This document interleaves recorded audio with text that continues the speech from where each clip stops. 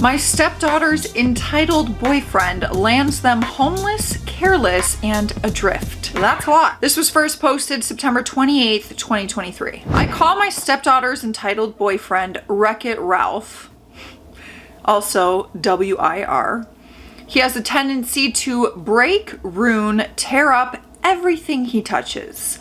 My stepdaughter, who is actually a sweet and endearing young woman whom I love dearly, has, like many young women with self-esteem issues, allowed herself to be led astray by Ralph. In the year they've been together, she has lost everything, but at 23, she is old enough to learn her lessons without us parents coming to her rescue until she gets rid of Ralph and back on track. When they first got together, they lived with her dad and myself for a few months.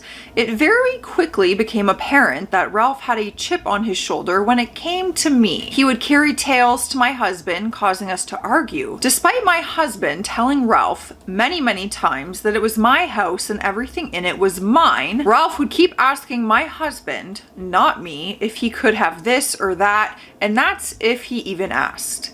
He kept getting more and more animals despite our telling him no more. I can't imagine living with Matt's parents when we started dating and then just getting pets, even though they said no, we don't want more pets. And then I'm like, oh, here's another animal. That's wild behavior.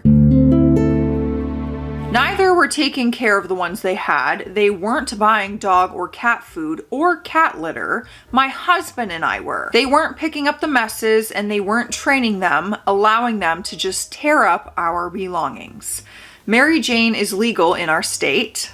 Not me thinking when I saw Mary Jane that it was like, oh, the neighbor. And there is a dispensary in our town, and the only work these two would do is door delivery. Her job with a daily payout, just to get enough money for Ralph to make a purchase at the dispensary every day, along with eating at fast food restaurants. Ralph's chip on his shoulder when it came to me was such that they brought my husband a soda one night, walking in the back door right past me, calling out loudly, "We got you," insert your favorite soft drink, to my husband in the living room with zero inclusion to me.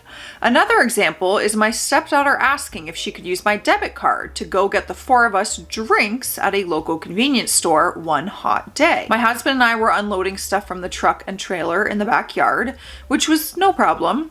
However, when checking my account, they spent $20 on food for Ralph without asking. The end came when I told them they had to replace the bedroom door that their dog chewed the bottom of and refused to allow the pit bull mix they wanted to rescue, even though it had bite history, to enter my home. They moved to my stepdaughter's mother's home at that point. During their time there, my stepdaughter kept getting tickets in her car, which is only registered to my husband. They weren't paying their insurance, which I had bought my stepdaughter her own policy and paid the startup out of my money when they lived with us, and didn't pay the plate renewal. Now her license is suspended and it cost my husband and I $600 to get the plates. Again, in his name only. Unsuspended. It cost $600 to get them unsuspended. Plus they had damaged the car and it needed repairs. So he took it from them. Before her license was suspended, but after the police took the plates from her car, my husband let her use his truck, which was on my insurance policy. Ralph drove it and he has no license. And he blew the motor in it. Oh my God. I have so many things that I'd be mad about already. And we're only a few paragraphs in. It is now sitting and can't be used. I told my husband I would put the car on my insurance for him, but only if he drove it. If he returned it to them, I was canceling the insurance, which I have stood by. Nevertheless, Ralph called daily, demanding my husband return the car to them once it was legal and fixed. After 3 weeks, my husband finally said, "Look, you dumbass, I don't know what it is that you think you're trying to accomplish here, but you're not demanding anything from me and you are not getting the car back. I may have originally bought it for her before she got with you, but it is my car in my name and I am keeping it in lieu of the truck you ruined. Don't call me again about the car. Got it?" Crystal clear. We had been hearing of ongoing disputes between my husband's ex and Ralph. Things got so bad there that Ralph told my husband's ex-wife to pack her shite and get the F out. Hold on, this little punk is saying that to his girlfriend's mother in her house. He's saying, pack your stuff and get out. He would be out of my house so fast. Another time, he told her to shut the F up and remember who she's talking to.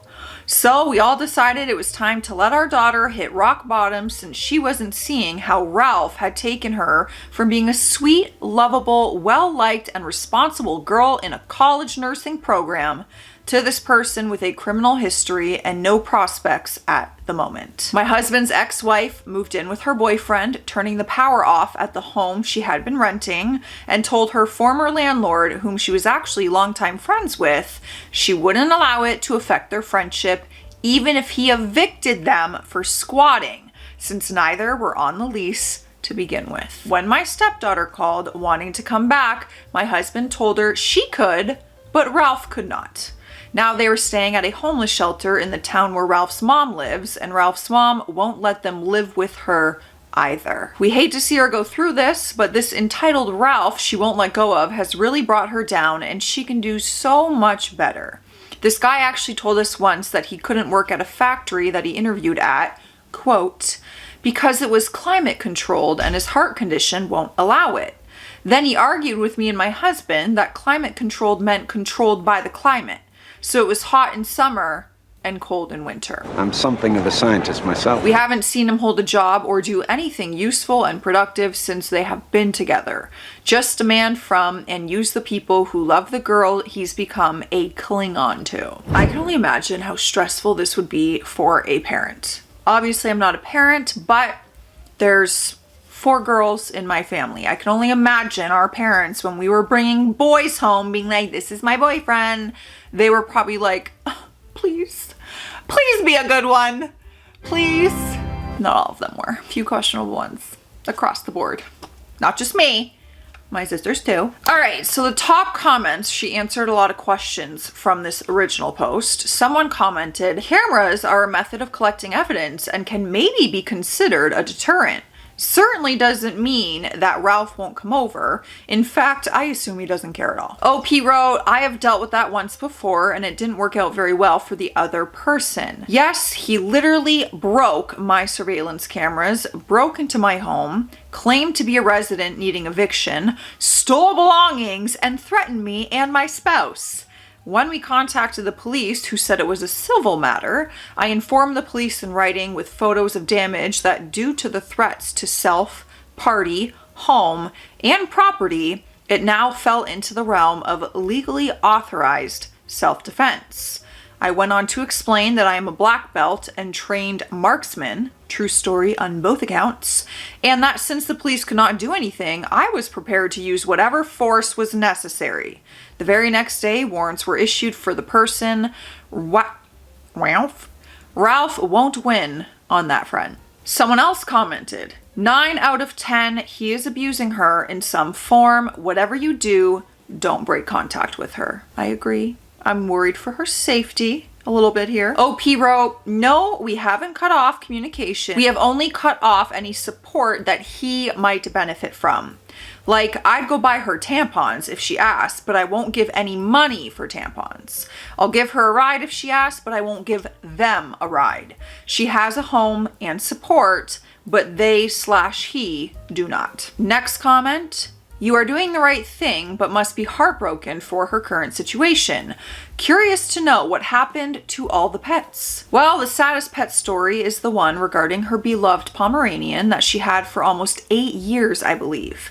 My husband had gotten him for her before we met, and she was pretty attached to him. My husband and I were not aware that they could only have one animal there, and naturally they had to choose his pit mix pup over any other animal. In what I can't help but feel was a calculated move on his part, Ralph convinced her to leave Bumper, who was full-blooded and AKC registered, with his sister, who we feel sold him.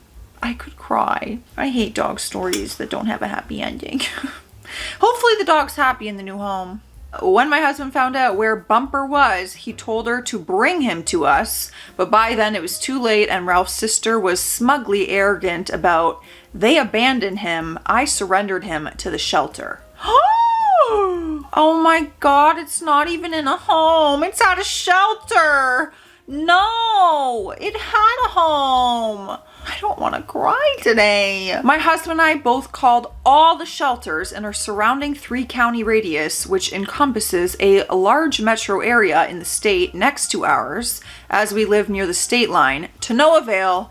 No dog matching his description has passed through any of their shelters in the previous 90 days. We contacted law enforcement, but without proof, she agreed to take care of him instead of her story of them just leaving Bumper at her place without permission and not coming back for him. It was a civil matter.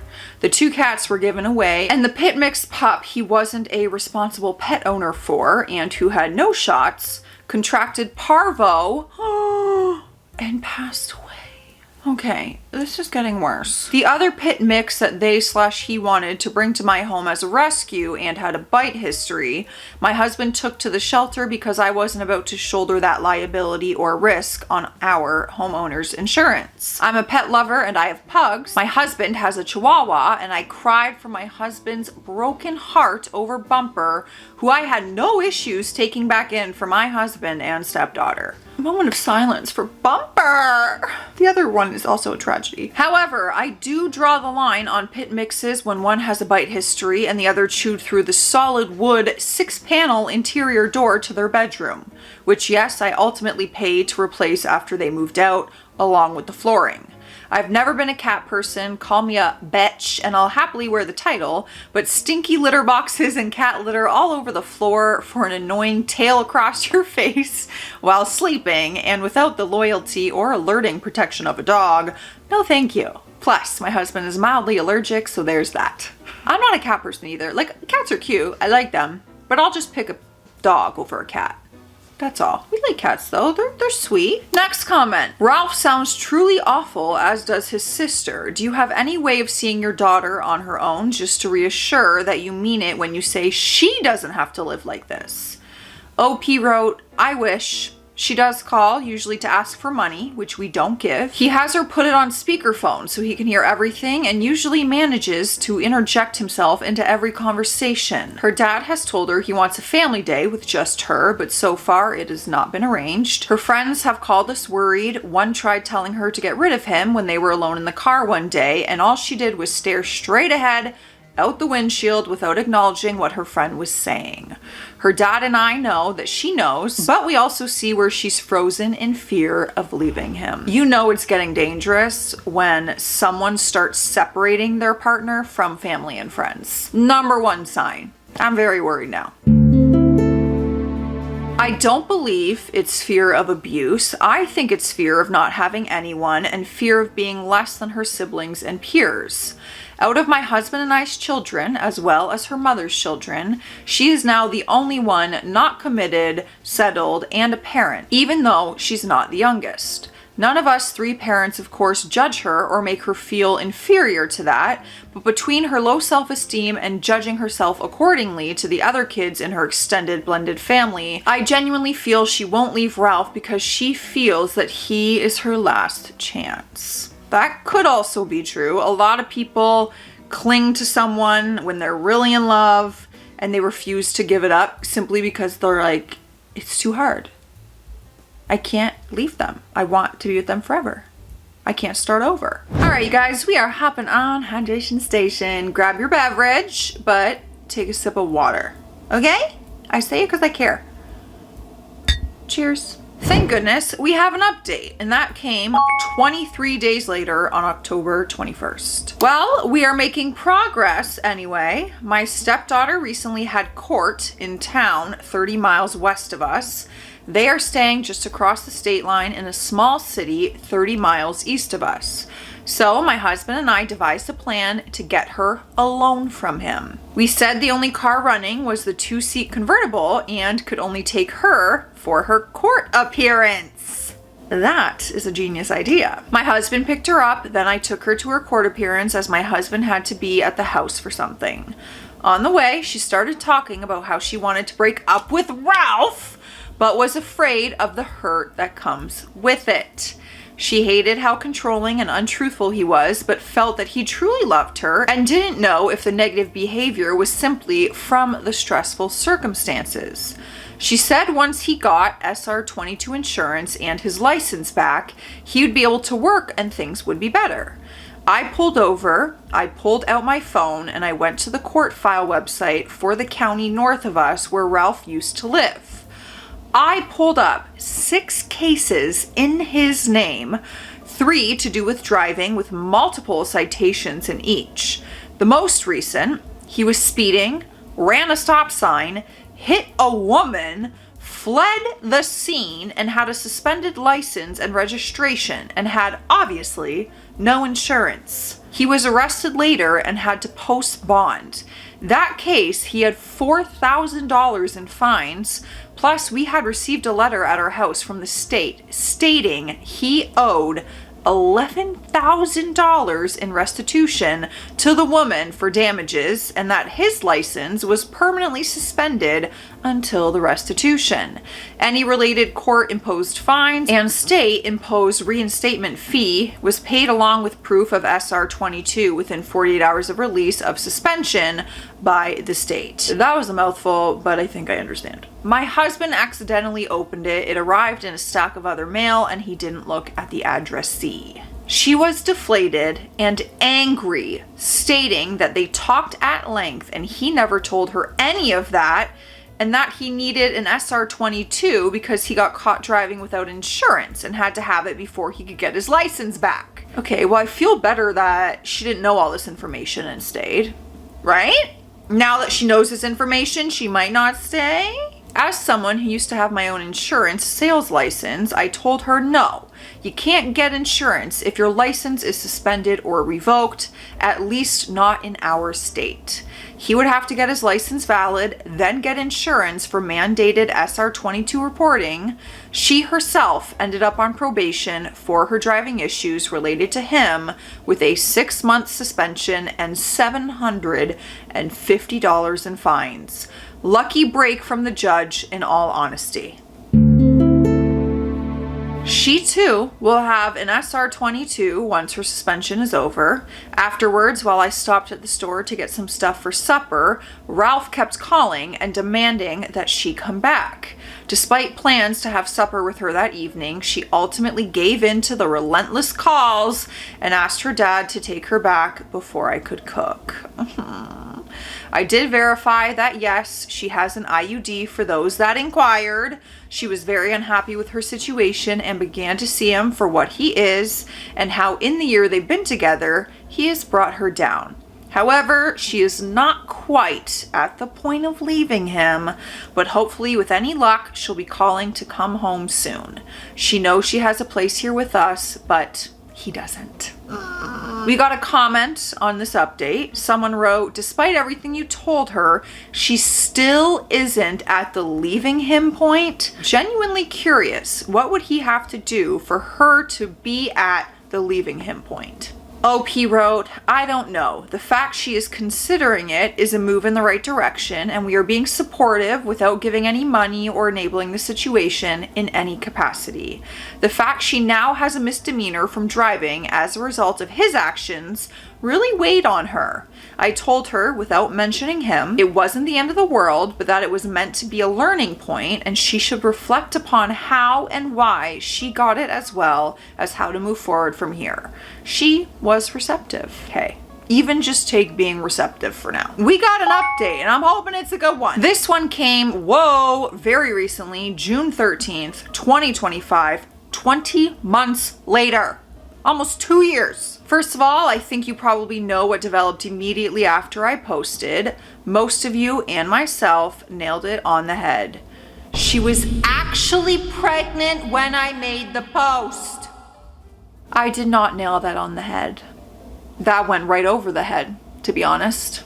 And kept it quiet until she was showing, giving her dad and I about 3 months to prepare for our granddaughter. She is a beautiful little girl with eyes and a smile that lights up the place. She's not quite a year old now, sadly. What? What? No. Sadly, my husband was killed unexpectedly when the baby was only 6 weeks old. My stepdaughter and I witnessed it, much to our horror. It has been a very devastating and emotional time since.